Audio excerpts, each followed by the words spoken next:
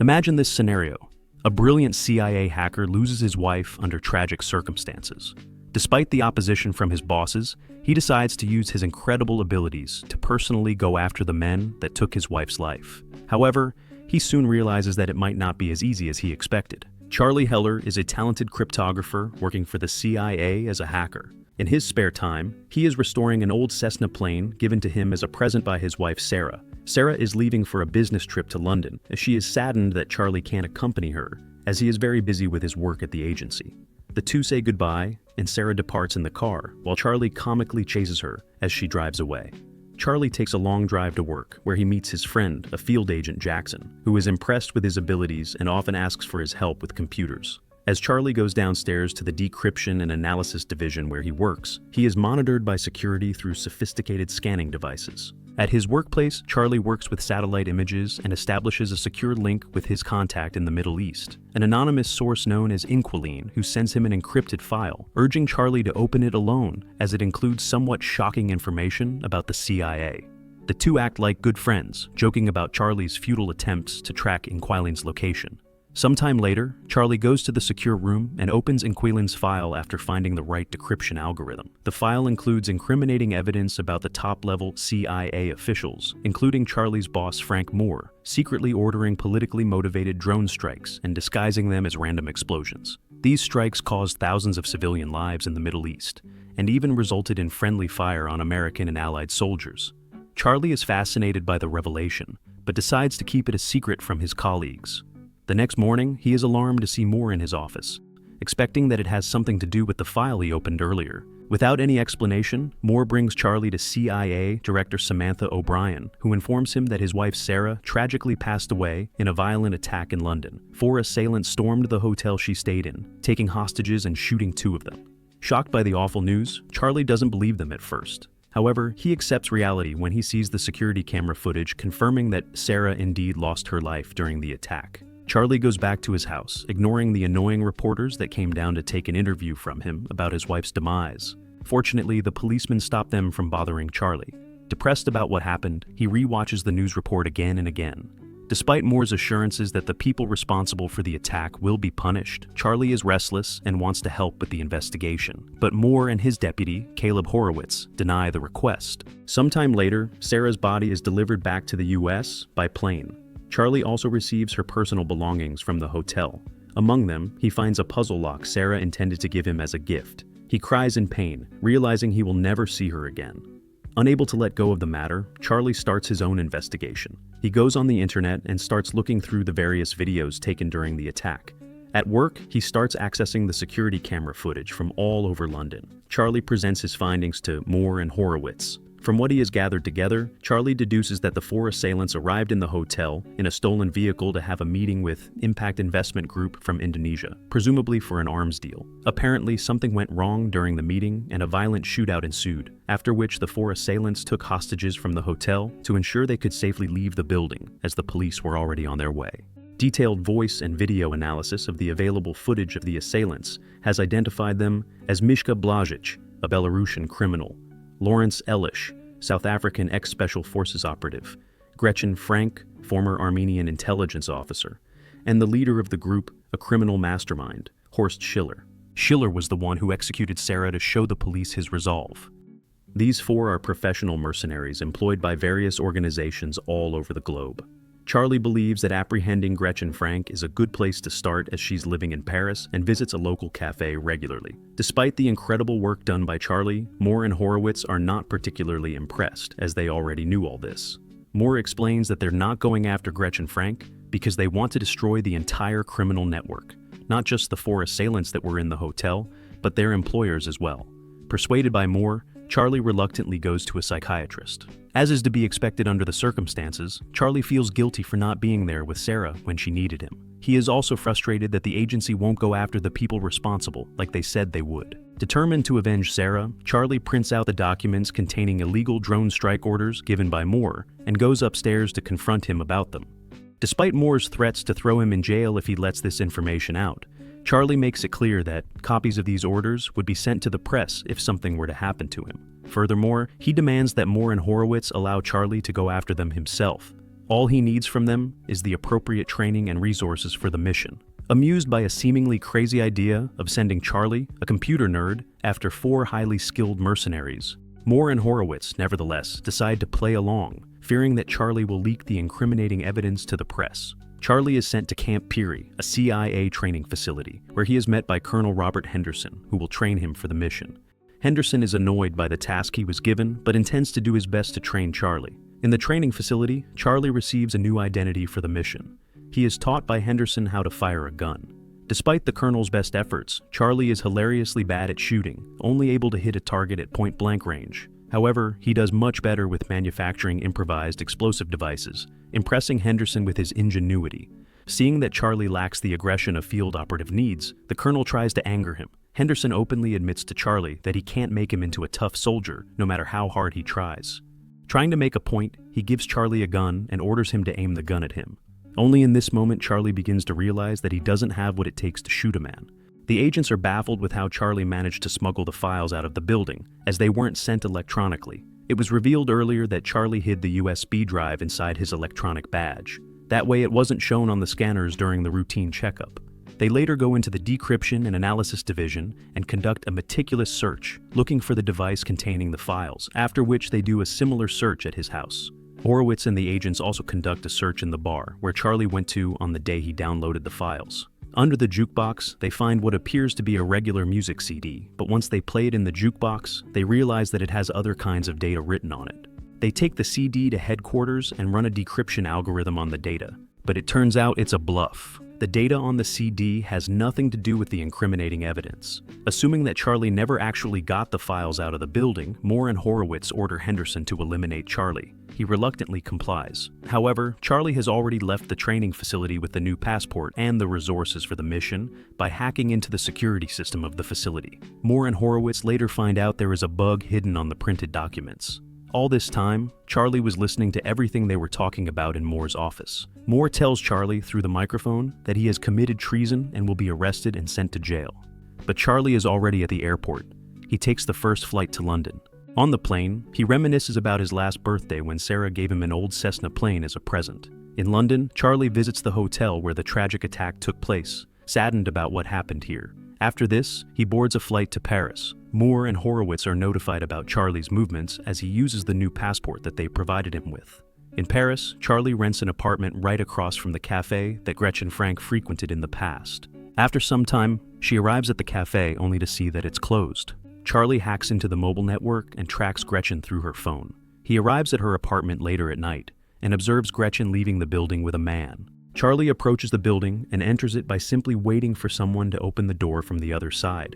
As comical as it is, Charlie watches a simple YouTube lock-picking tutorial to open the lock on Gretchen's door, after which he goes inside her apartment and starts looking for clues. He discovers Gretchen's appointment at an allergy clinic and takes a gun from her drawer. Charlie notices Gretchen and the man outside approaching the building and rushes to leave her apartment. He stays on the stairs above the two and aims the gun at Gretchen, but as much as he hates her, he can't bring himself to shoot her and reluctantly leaves the building in a hurry. Charlie has a nervous breakdown and starts seeing his wife in his apartment. Realizing that shooting people is not his thing, he finds the location of the allergy clinic in which Gretchen has an appointment and learns more about the treatments administered at the clinic. Charlie buys a large amount of flowers, intending to use the flower pollen as a weapon against Gretchen, who has allergy. He then waits near the clinic at the time of the appointment and follows Gretchen inside when she arrives. In the clinic, Gretchen exercises inside the hypobaric chamber. The computer suddenly goes down, so the doctor has to leave the room to fix the problem, telling Gretchen to continue the exercise.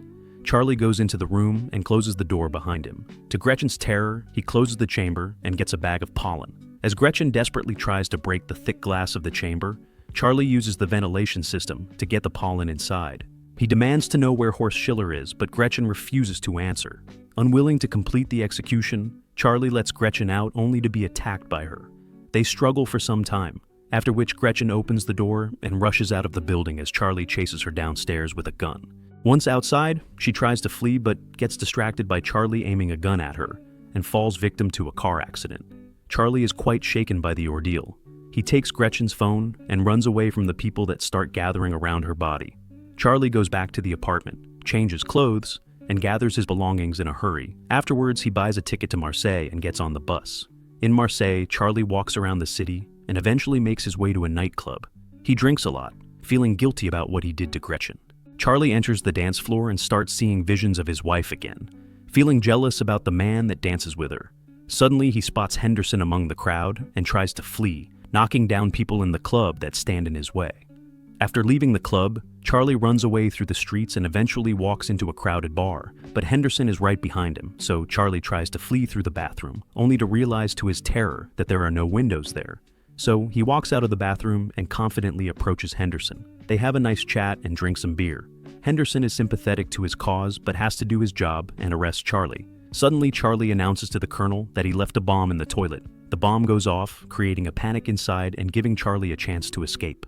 Sometime later, Charlie contacts Inquilin and asks for his help. He presents Charlie with the opportunity to meet in person and provides Charlie with a plane that delivers him to Istanbul, Turkey.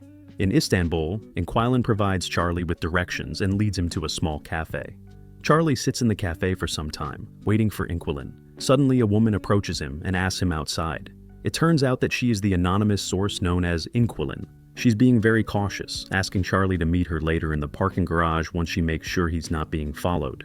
They get in the car in the garage and take a drive. Inquilin is a widow. Her husband was a former KGB agent and worked for the CIA as an informant before he was eliminated 6 years ago. She took his place as Inquilin, still having sources her husband relied on. They drive to her house where Inquilin uses pet birds as some sort of a sound alarm. Charlie asks Inquilin to help him avenge his wife. She agrees, and they start tracking the 3 remaining assailants. Blažič is a logical choice to start as he is careless and goes as far as posting his luxury lifestyle on social media. From the detailed analysis of the vineyard photo Blažič posted earlier and other available information, Charlie deduces that Blažič lives in Madrid, Spain. Horowitz and the agents figure it out as well and send Henderson to Madrid to go after Charlie. Meanwhile, Director O'Brien has dinner with Moore. The two distrust one another as she is new at the job, and Moore tries to withhold information from her. O'Brien is informed that Moore sent Henderson to Madrid behind her back, so she orders her own operatives to go after Henderson. Charlie goes to Madrid, asking Inquilin to track Henderson and anyone else who might be after him and alert him about them. In Madrid, Charlie stays at the same hotel where Blažič stays and observes him for some time.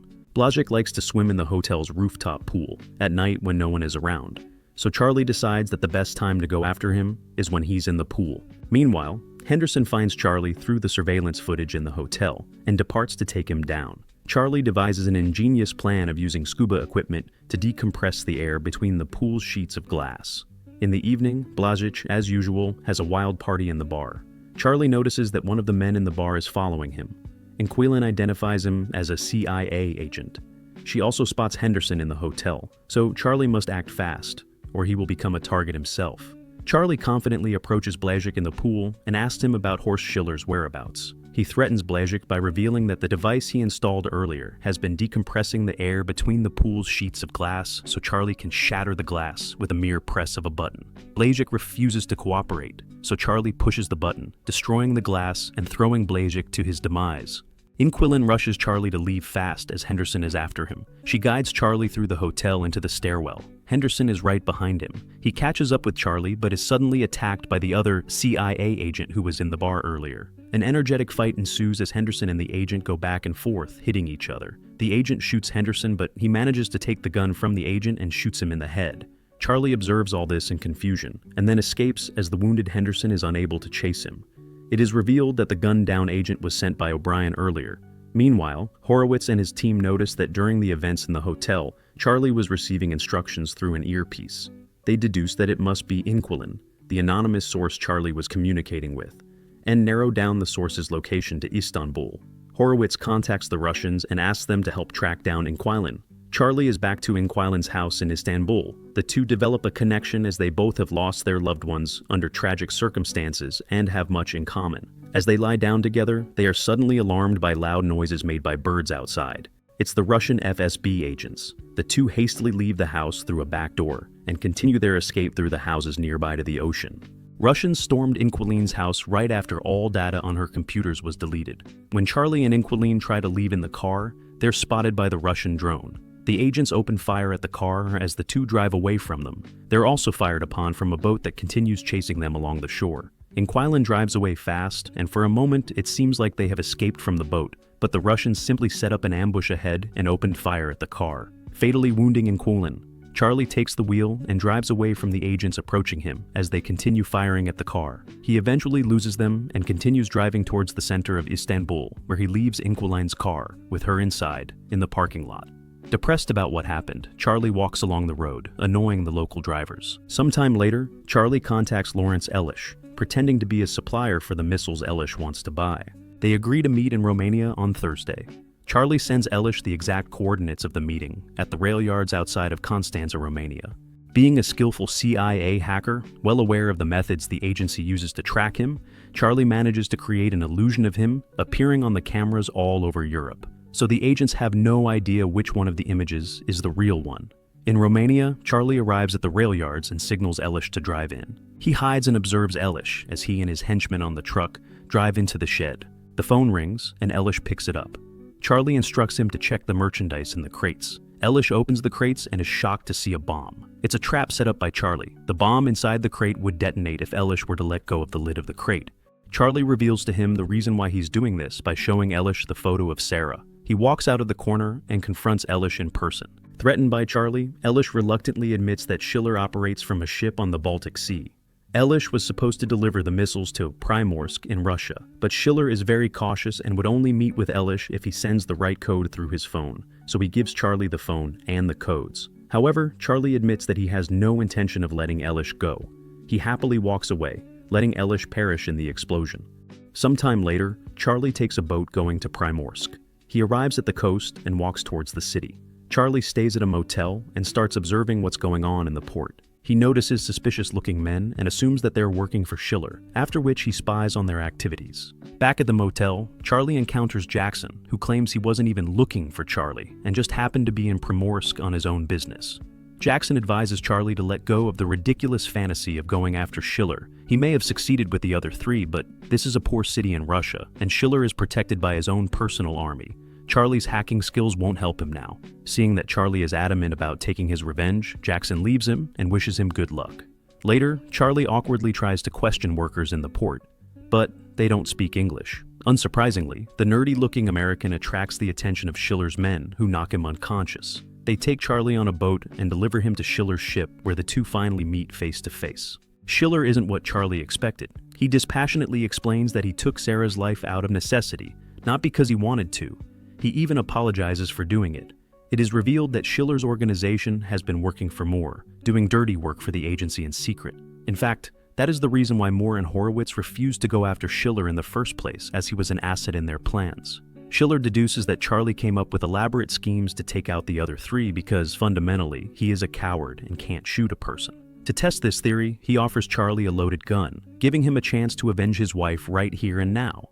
Charlie takes the gun and points it at Schiller, after which he orders him on his knees. For a moment, it looks like he's actually going to shoot Schiller, but he can't do it and walks away. Suddenly, the ship starts shaking and changes course. Apparently, the ship is moving towards the Finnish waters, and the course is locked. Charlie reveals that he managed to hack the ship's systems using the phone that Schiller's henchmen took from him earlier as a transmitter. This was his plan all along. He never intended to shoot Schiller. The ship is surrounded by the ships, boats, and helicopters of Finnish Navy and Interpol that order the criminals to surrender. Having no other options, Schiller reluctantly orders his men to lay down arms, after which all of them are arrested by Interpol. Charlie is happy. He had his revenge after all. Sometime later, O'Brien receives the incriminating evidence from Charlie. She announces to the press that the internal investigation in the CIA has uncovered the shocking truth about illegal drone strikes ordered by Frank Moore. Moore, Horowitz, and a number of other CIA officials are subsequently arrested for being part of the unsanctioned operations. After the violent ordeal, Charlie visits Sarah's grave. One night, Henderson meets him in his car. He is pleasantly surprised that Charlie managed to do what he did, praising him for his abilities. Sometime later, Charlie finishes his Cessna plane's restoration and takes it for a flight. Thanks for watching. Don't forget to like and subscribe for more.